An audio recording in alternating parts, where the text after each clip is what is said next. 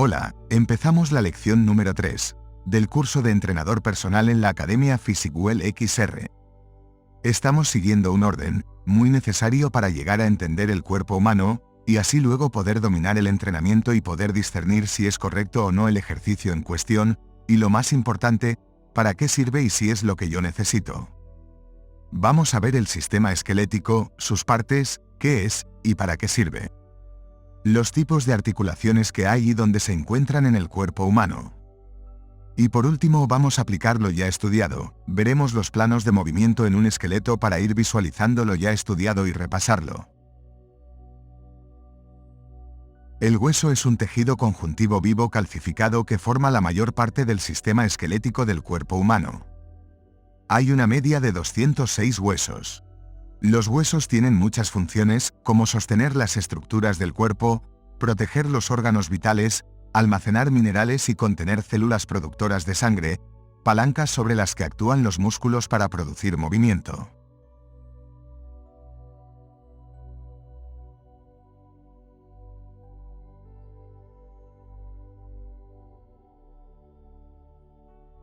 Los huesos del cuerpo se clasifican generalmente en 5 tipos y se suelen clasificar por su forma: largos, cortos, planos, irregulares.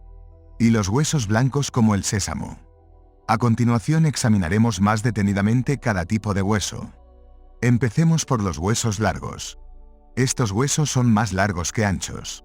Constan de un eje largo con 2 extremos abultados o extremidades, muy parecidos al clásico hueso de perro. Son huesos principalmente compactos, pero pueden tener una gran cantidad de hueso esponjoso en los extremos o extremidades. Los huesos largos son los del muslo, la pierna, el brazo y el antebrazo.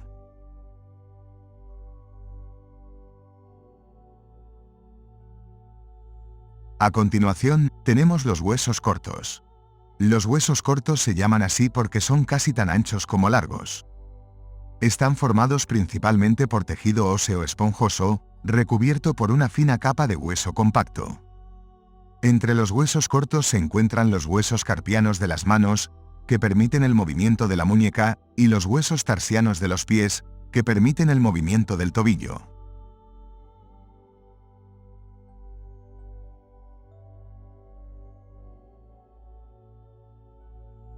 Huesos planos. Los huesos planos son delgados, aplanados y suelen estar ligeramente curvados. Entre los huesos planos se encuentran las costillas, el esternón, la escápula y la mayoría de los huesos del cráneo.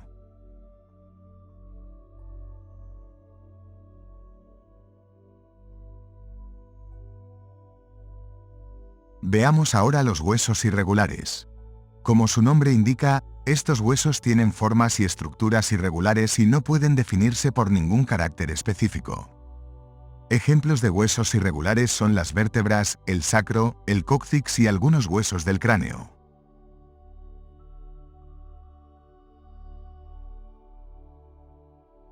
Por último, tenemos los huesos anchos CSM. El hueso ancho es un hueso pequeño que suele encontrarse incrustado dentro de un músculo o tendón cerca de las superficies articulares. Funciona como una polea para aliviar la tensión en ese músculo o tendón.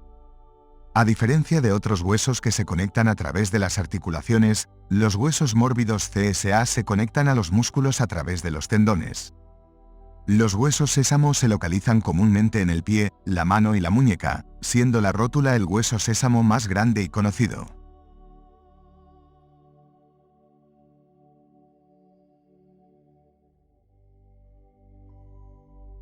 En resumen, hemos hablado de los 5 tipos de huesos. Los huesos largos, como el muslo, la pierna, el brazo y el antebrazo. Los huesos cortos, como los del carpo y los del tarso. Los huesos planos, como el esternón, las costillas y la escápula. Los huesos irregulares, como las vértebras y los huesos del sacro. Y los huesos sésamo, como el hueso rotuliano. Tipos de articulaciones sinoviales. Las articulaciones sinoviales son articulaciones de movilidad libre en las que las superficies de articulación no tienen contacto directo entre sí.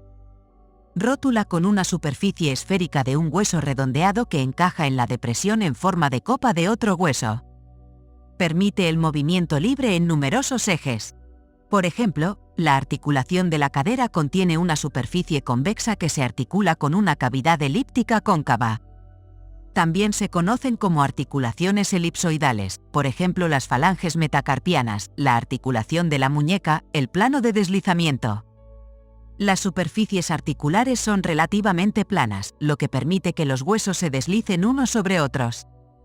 Por ejemplo, una clavícula crómeo o subconjunta, su articulación bisagra permite el movimiento en un solo lugar. Por lo general, la flexión y extensión, por ejemplo, la articulación del codo, articulación de la rodilla pivote permite una rotación solamente. Está formada por un pivote óseo central. Por ejemplo, el radio, proximal y distal, articulaciones cubitales, silla de montar, nombre debido a su parecido con una silla de montar en la espalda de un caballo. Se caracteriza por superficies articulares opuestas con forma recíproca, cóncava, convexa. Eje de rotación.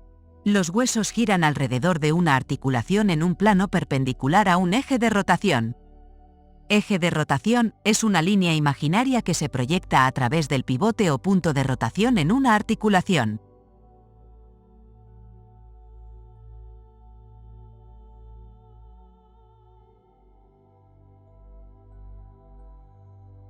Eje AP, antero-posterior, es una línea imaginaria que va de anterior a posterior y perpendicular al plano frontal.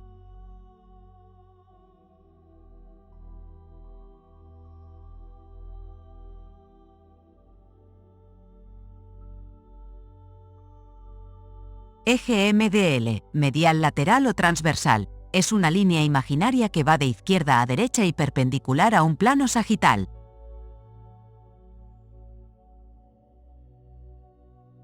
Eje longitudinal, es una línea imaginaria que va de arriba a abajo y perpendicular al plano transversal. Las rotaciones del plano sagital se producen en torno a un eje MDL medial lateral. Las rotaciones del plano frontal se producen en torno a un eje AP anterior-posterior. Las rotaciones en el plano transversal se producen alrededor de un eje longitudinal. El hombro, por ejemplo, permite el movimiento en los tres planos y, por lo tanto, tiene tres ejes de rotación. En el ejemplo del codo, el antebrazo se mueve en el plano sagital de movimiento cuando la articulación del codo se flexiona y se extiende porque la flexión y la extensión se producen en dirección anterior y posterior respectivamente.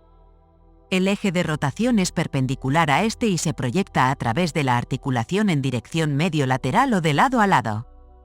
Por lo tanto, para el codo el movimiento se produce en el plano sagital como flexión y extensión alrededor de un eje de rotación medial lateral.